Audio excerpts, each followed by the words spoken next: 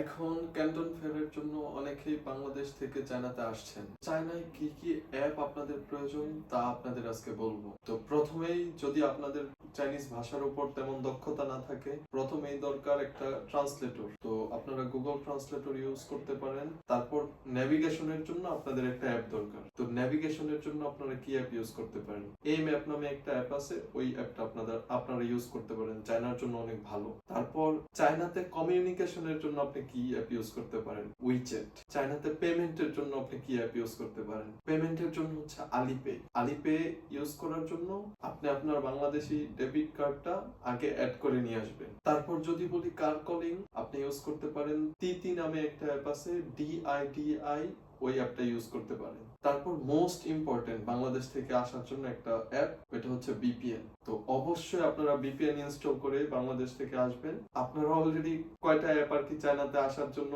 Prepare করছেন কমেন্টে জানাবেন। ধন্যবাদ। আসসালামু আলাইকুম।